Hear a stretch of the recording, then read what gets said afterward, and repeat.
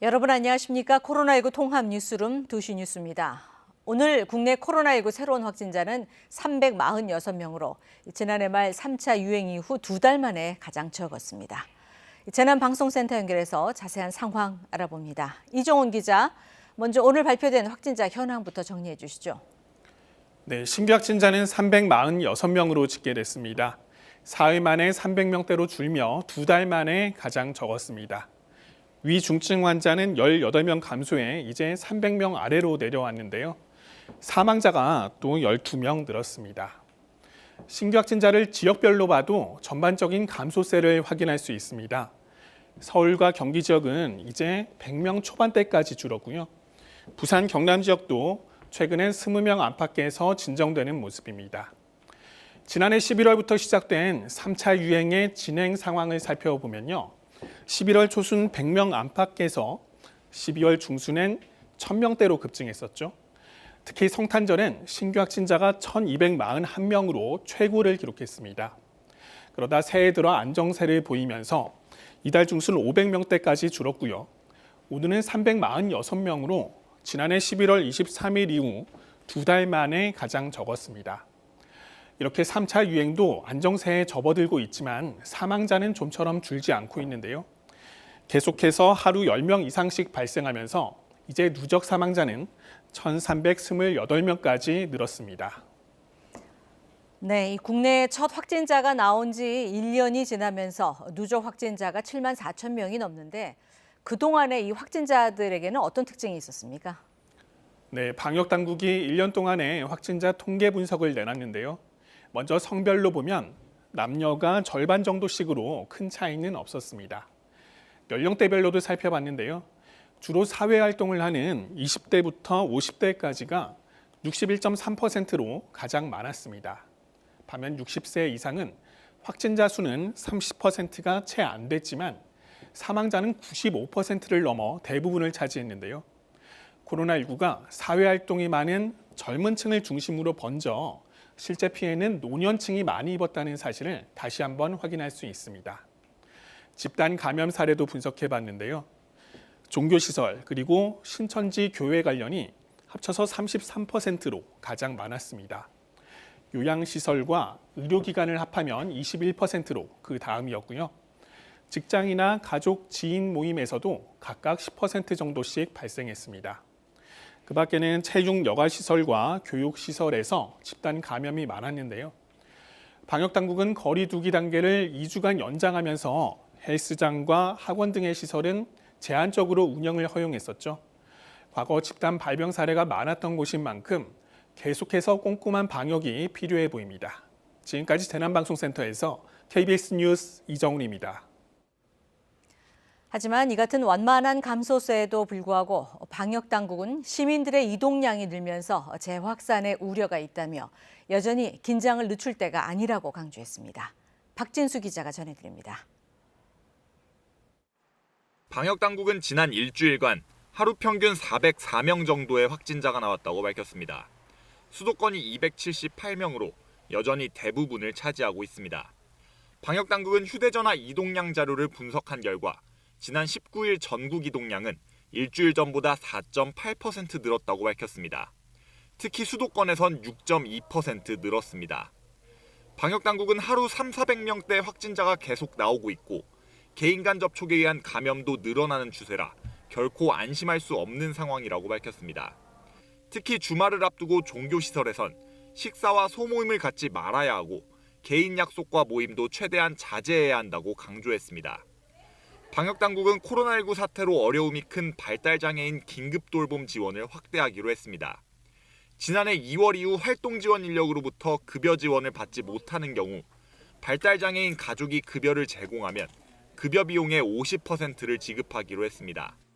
정세균 국무총리는 주간 확진자 수가 3주 연속 100명 이상씩 줄곤 있지만 주말 수도권 이동량과 개인 간 접촉에 의한 감염은 늘고 있다며 언제든 재확산이 가능하다고 말했습니다. 또 정치권 일각에서 밤 9시 이후 영업 제한 철폐를 언급한 것에 대해서도 얘기했습니다. 정 총리는 사회적 거리 두기의 가장 큰 기본 원칙은 접촉의 기회를 최소화하는 것이라면서 9시 이후는 식사 후 2차 활동이 급증하는 시간대로 만남과 접촉의 기회가 늘고 이동량이 증가하는 시간대라고 말했습니다. 정 총리는 확진자 감소세에 9시 이후 영업 제한과 5인 이상 모임 금지의 효과가 컸다는 전문가의 판단을 강조하며 국민을 혼란스럽게 하는 언행을 자제해달라고 부탁했습니다. KBS 뉴스 박진수입니다. 서울의 확진자는 보름째 100명대를 이어갔습니다. 서울시는 BTJ 열방센터를 방문했지만 진단검사를 받지 않은 5명을 고발하기로 했습니다. 서울시의 코로나19 상황 구경아 기자가 보도합니다. 오늘 0시를 기준으로 서울의 코로나19 확진자는 하루 새 115명이 늘었습니다. 하루 확진자가 보름째 100명대인데 확진율은 0.5%로 낮아졌습니다. 치료를 받던 60대 이상 환자 5명이 숨지면서 서울의 사망자는 모두 290명이 됐습니다. 강남구 사우나에선 2명이 더 양성 판정을 받아 서울 19명을 포함해 지금까지 20명이 확진됐습니다. 서울시는 목욕탕에선 이용 인원 제한을 지키고 탈의실 등 공동 이용 공간에선 반드시 마스크를 착용해달라고 강조했습니다. 상주 BTJ 열방센터 관련 확진자는 1명이 늘어 모두 17명이 됐습니다. 지금까지 서울의 열방센터 방문자 301명 가운데 290명은 검사를 받았고 6명은 검사를 받을 예정입니다. 서울시는 GPS 조회 결과 열방센터 방문이 확인됐지만 검사를 거부한 1명과 연락이 두절된 4명을 고발 조치하겠다고 밝혔습니다. 이 밖에 확진자 접촉으로 61명이 늘었고 감염 경로를 조사 중인 사례는 34명입니다. 한편 지금까지 서울의 임시선별검사소 52곳에서 확진자 1,912명이 발견된 것으로 확인됐습니다. 서울시는 확진자의 절반은 감염 경로를 조사 중인 것으로 나타나 임시선별검사소가 무증상 확진자를 일찍 발견하는 데 도움이 된 것으로 평가했습니다. 서울시는 임시선별검사소를 다음 달 14일까지 운영한다면서 가까운 곳에서 적극적으로 검사를 받아달라고 요청했습니다. KBS 뉴스 구경화입니다. 경기도 역시 확진자가 줄고 있는데요. 오늘 감염자가 116명으로 9일 연속 100명대를 유지하고 있습니다. 경기도의 코로나19 상황을 김민아 기자가 보도합니다. 경기도의 신규 확진은 116명으로 이 가운데 해외 유입 14명을 제외한 102명이 국내 감염입니다. 지난 14일 이후 9일 연속 100명대입니다. BTJ 열방센터 관련해 확진자 1명이 더 나오면서 N차 감염을 포함한 경기도 누적 확진자는 260명으로 늘었습니다. 성남 모란 종합시장과 관련해서는 1명이 더 늘어 22명이 됐습니다. 이런 가운데 경기 북부경찰청 소속 경찰관 1명이 확진 판정을 받았습니다. 경기 북부청에서는 이달 초 경찰관 3명이 확진된 이후 약 2주 만에 또다시 확진자가 나온 겁니다. 북부청은 확진자가 근무한 사무실 등을 폐쇄하고 방역 작업을 벌였으며 전체 직원 700여 명에 대한 전수조사에 들어갔습니다.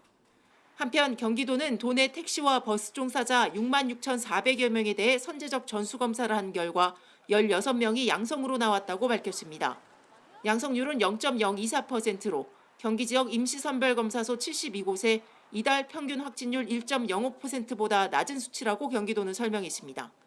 경기도는 다만 일회성 단면 전수검사 결과는 해당 시점에서만 유효하다는 점에서 한계가 있는 만큼 운수사업자 등에게 정기적으로 방역 관리를 하도록 독려할 방침입니다.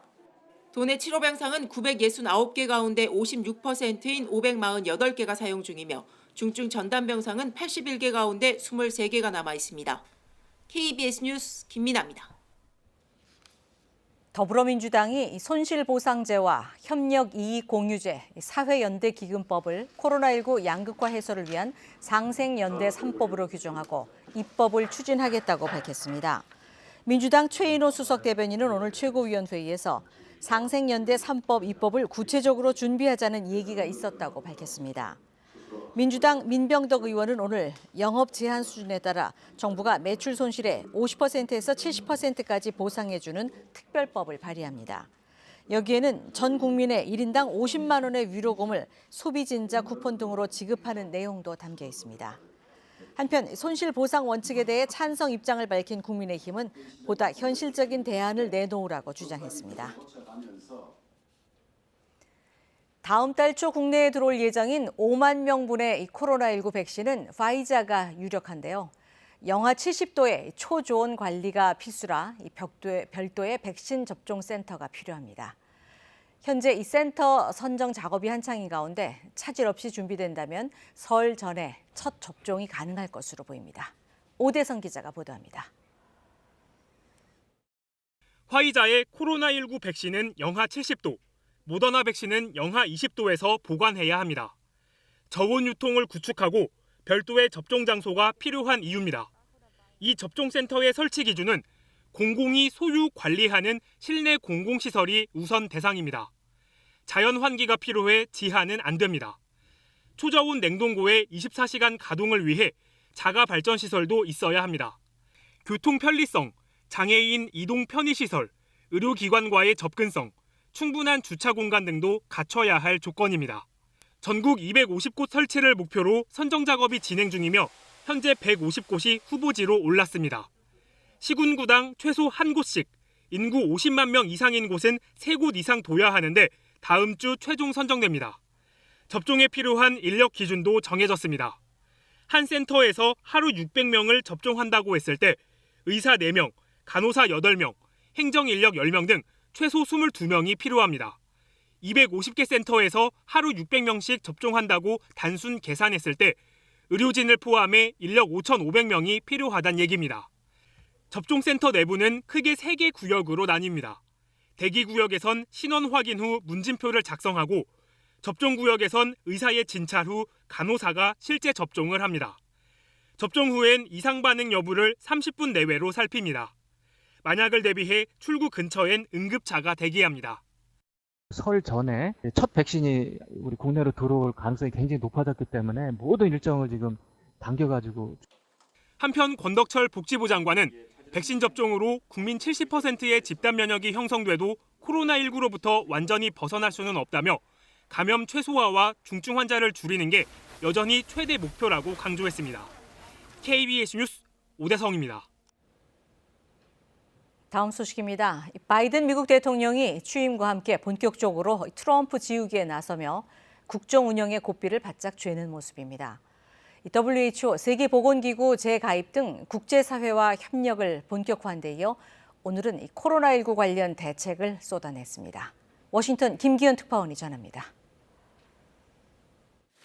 바이든 대통령이 취임 이튿날 가진 첫 대국민 브리핑에서 코로나19 종합대책을 발표했습니다. 2차 대전 때보다 많은 40만여 명의 사망자를 언급하면서 새 정부 대응은 전시에 준한다고 밝혔습니다. 백신 접종에도 불구하고 당분간 사태 악화가 불가피하다며 4월 초까지 100일 동안 마스크 의무 착용에 동참해달라고 호소했습니다. 다음 달 미국 내 사망자 숫자가 50만 명을 초과할 수도 있지만 모든 국민이 마스크를 쓰면 최소한 5만 명의 생명을 구할 수 있다고도 했습니다. 특히 미국은 현재 어두운 겨울이 한가운데에 있다며 연방 정부가 나서 총력 대응할 것이라고 강조했습니다. 지난 정부의 과오를 되풀이하지 않겠다는 겁니다. For the past year, we couldn't rely on the federal government to act with the urgency and focus and coordination we needed. And we have seen the tragic cost of that failure. 동시에 세계보건기구 WHO에 탈퇴 철회를 공식 통보하는 등 국제보건 분야 협력에서 미국이 역할을 하겠다는 뜻도 분명히 했습니다. When you're dealing with a global pandemic, you have to have an international connectivity, and for us to not be in the WHO was very disconcerting to everybody. 바이든 정부는 앞으로 코로나19에 더해 경제난 완화와 인종평등, 기후변화 대응 등 현안별 종합대책을 잇따라 내놓을 방침입니다. 이와 관련해 앞으로 열흘 동안 대통령이 취할 행정조치가 모두 50건을 훌쩍 넘길 거란 전망도 나오고 있습니다. 워싱턴에서 KBS 뉴스 김기현입니다. 바이든 행정부의 출범은 한미 관계에도 큰 전환점이 될 것으로 보입니다. 우선 이 북핵 문제의 해법 찾기를 모색해야 하고 또 트럼프에 비해 예측 가능한 정책이 제시되면서 눈에 드러나는 압박은 줄겠지만 대신 동맹으로서의 역할 강화라는 주문이 나올 수 있습니다. 김경진 기자가 한미 두 정상의 만남부터 현안 하나하나를 짚어봤습니다. 한미 정상 간의 그 교류를 보다 조기에 그렇게 성사시켜서 평화 프로세스에 대한 공감대를 재확인하고 싶습니다. 한미 정상은 언제 처음 만날까요? 정부가 지금 공을 들여 준비 중입니다. 최대한 빨리 정상회담을 해서 한반도 문제를 미국 정책의 우선순위에 올려놓겠다는 겁니다. 부시 대통령 취임 땐 3월에, 오바마 대통령 땐 4월에 첫 한미 정상회담이 열렸습니다. 트럼프 대통령 때는 문재인 대통령이 취임하고 2달이 안 돼 만났죠. 우리 정부는 3월 이내 정상회담을 목표로 잡고 있습니다. 3월로 예정된 한미연합훈련은 일정상 가장 먼저 닥칠 현안일 겁니다. 북한이 대화하려면 연합훈련을 중지하라고 한 상태죠. 한미가 이걸 어떻게 하느냐를 북한은 대북 메시지로 볼 겁니다. 전시작전 통제권을 정부 계획대로 내년까지 가져오려면 이 훈련은 필수라는 게 한미 군 당국의 판단입니다. 한미가 이 간극을 조율하는 과정이 대북 정책 논의의 시작점일 수도 있습니다. 서둘러 정리해야 할 사안이 방위비인데요. 이건 비교적 수월해 보입니다. 주한미군 철수를 꺼내며 인상을 요구한 트럼프와 달리 바이든 대통령은 동맹을 갈취하지 않겠다고 말해왔고 국방장관 후보자도 조기 타결을 언급했습니다. 동맹을 중시하는 바이든 정부, 동맹의 이름으로 요구하는 것도 당연히 있겠죠. 당장 중국을 견제하기 위한 민주주의 국가들의 연대를 강조하고 있습니다. 특히 한미일 삼각협력을요. 한일 관계는 과거사 문제로 역대 최악이죠. 미국의 전략 차원에서 중재를 압박할 가능성이 상당합니다. KBS 뉴스 김경진입니다. 김학의 전 법무부 차관을 출국 금지하는 과정에서 불법이 있었는지를 조사하기 위한 검찰의 압수수색이 오늘도 이어졌습니다. 이 대상이 워낙 방대하기 때문인데요. 검찰은 압수한 자료 분석을 마친 뒤 관련자들을 소환 조사할 방침입니다. 보도에 이승재 기자입니다. 수원지검은 오늘 법무부 등에 대한 압수수색에 착수했습니다. 검찰은 어제 법무부 감찰 담당관실과 인천공항 출입국 외국인청 등에서 컴퓨터 자료와 문서 등을 확보했습니다. 이와 함께 출국 금지 요청서를 썼던 이모 검사의 집과 이 검사가 파견 중인 공정위 사무실도 압수수색했습니다. 다만 검찰은 법무부 등의 압수물 일부를 포렌식하는데 상당한 시간이 소요돼 어제 오후 8시쯤 압수수색을 중단했습니다. 이후 오늘 오전부터 추가 자료 확보를 위해 오늘도 압수수색을 이어갔습니다. 검찰은 확보한 압수물을 토대로 김학의 전 차관에 대한 긴급 출금 조처 과정에 위법 행위가 있었다는 의혹에 대해 사실 여부를 확인할 방침입니다. 이런 가운데 당시 출국 금지를 승인한 차규근 법무부 출입국 본부장은 출국 금지가 적법했다고 주장했습니다. 김 전 차관이 출국을 1시간여 앞둔 상황에서 긴급하게 막을 필요가 있었고 출국 금지를 하지 않았다면 오히려 직무유기였다고 밝혔습니다. 요건상 문제가 있다. 그러면은 10일 이내 이의신청을 당사자는 할 수 있습니다. 이의신청하거나 하면 취소 소송을 제기하면 되는 거예요. 그런데 그런 걸 전혀 하지 않았지 않습니까? 검찰은 압수한 자료에 대한 분석을 마친 뒤 이번 사건의 관련자들을 소환 조사할 방침입니다. KBS 뉴스 이승재입니다. 이 월성 원전 경제성 평가 조작 의혹을 수사 중인 검찰이 백운규 전 산업부 장관을 불러 조사하기로 했습니다. 검찰은 백 전 장관을 상대로 이 평가 보고서를 만드는 과정에 부당하게 직권을 남용했는지와 함께 더 윗선의 지시가 있었는지 등을 추궁할 것으로 보입니다. 보도에 성용희 기자입니다. 월성 1호기 원전 경제성 평가 조작 의혹을 수사하고 있는 검찰이 최근 백운규 전 산업부 장관에게 소환 조사를 통보한 것으로 알려졌습니다. 대전지검 형사 5부는 지난달 월성 원전 관련 자료 삭제에 직간접적으로 관여한 혐의로 산업부 국과장급 공무원 3명을 기소했고 최근 경제성 평가 조작 의혹 핵심 관계자인 한수원 전 부사장과 전 본부장을 피의자 신분으로 소환했습니다. 이어 당시 산업부 의사결정에 정점에 있던 백 전 장관에게 소환 조사를 통보하면서 검찰의 윗선 수사가 속도를 내는 모양새입니다. 검찰은 백 전 장관을 소환해 월성원전 경제성 평가 조작과 관련 자료 폐기에 개입했는지 더 윗선의 지시가 있었는지 등을 추궁할 것으로 보입니다. 검찰은 특히 지난 2018년 4월 산업부 과장이 청와대로부터 들은 발언을 백 전 장관에게 보고했고 이후 원전 가동 중단으로 내부 방침이 바뀐 사실에 주목하고 있습니다. 소환 날짜는 백 전 장관 측과 조율 중이지만 조만간 소환이 이뤄질 것으로 알려졌습니다. 또 당시 청와대 산업정책 비서관이었던 최이봉 한국가스공사 사장과 정재훈 한수원 사장에 대한 소환 조사도 이어질 것으로 보입니다. 한편 추미애 법무부 장관은 어제 임기 마지막 평검사 인사를 단행하면서 대전지검 월성원전 수사팀을 소폭 교체하는 등 정권 관련 사건을 맡은 주요 수사팀을 대부분 유지했습니다. KBS 뉴스 성영입니다. 라임 사태 핵심으로 주목되는 김봉현 전 스타모빌리티 회장으로부터 이 불법 정치 자금을 받은 혐의로 구속 기소된 이상호 전 더불어민주당 지역위원장에게 1심 법원이 징역 2년의 실형을 선고했습니다. 이 전 위원장 측은 항소하겠다고 밝혔습니다. 고아름 기자가 전합니다. 라임 사태와 관련해 재판에 넘겨진 정치권 인사에 대한 법원의 첫 판단이 나왔습니다. 서울 남부지방법원은 정치자금법 위반 등의 혐의로 기소된 이상호 전 더불어민주당 지역위원장에게 징역 2년과 추징금 3천만 원을 선고했습니다. 재판부는 이 전 위원장이 이름이 알려진 정치인으로서 정치자금법을 잘 알고 있었음에도 이를 위반했다며 양형 이유를 설명했습니다. 이 전 위원장은 라임 사태의 핵심 인물인 김봉현 전 스타모빌리티 회장으로부터 불법 정치자금 3천만 원을 받은 혐의로 지난해 8월 구속 기소됐습니다. 또 본인이 감사로 있던 전문건설공제조합이 김 전 회장의 자산운용사 인수에 투자해주는 대가로 5,600만 원을 동생 계좌로 수수한 혐의도 받고 있습니다. 이 전 위원장은 김 전 회장이 인간적인 관계 차원에서 돈을 빌려준 것이라며 혐의를 부인해왔습니다.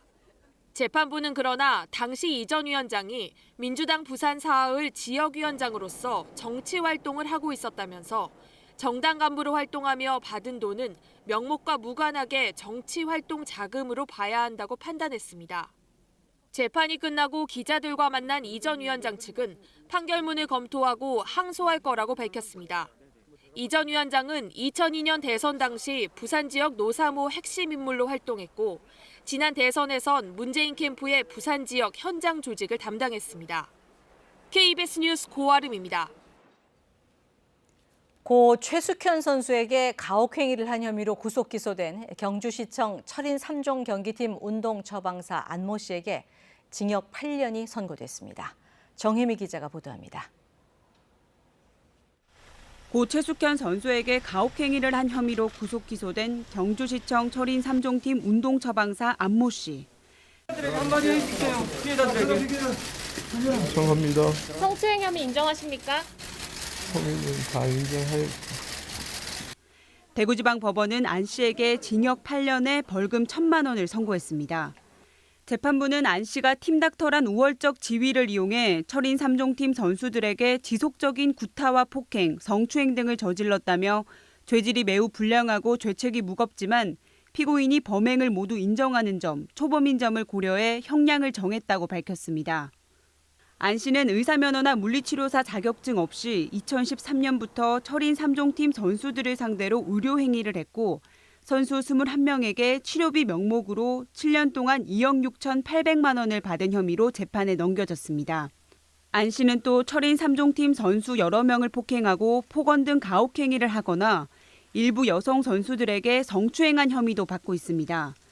재판부는 안 씨에게 적용된 유사강간과 강제추행, 사기, 폭행, 의료법 위반 등 6가지 혐의를 모두 유죄로 인정했습니다. 선고 직후 고 최숙현 선수 유족과 동료 선수들은 선고 결과에 아쉬움을 표했습니다. 피해자들이 받은 고통은 수년간 엄청난 고통을 받았는데도 불구하고 초범이라는 이유로 감형이 좀 되었던 것에 대해서 솔직히 좀 아쉽다는 생각이 듭니다. 안 씨와 함께 고 최숙현 선수에게 가혹행위를 한 혐의로 각각 징역 9년과 5년이 구형된 경주시청 철인 3종팀 김모 감독과 장모 선수에 대한 선고는 오는 27일 예정돼 있습니다.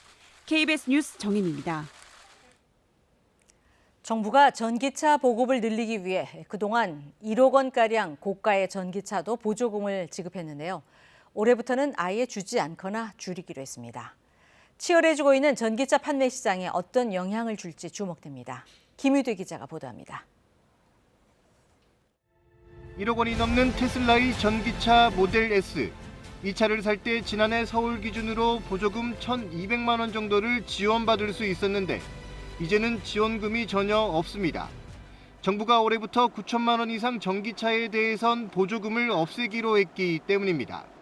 일부 이제 소득 있는 계층에 이제 집중이 된다는 소득 역진성에 대한 우려가 제기가 됐습니다.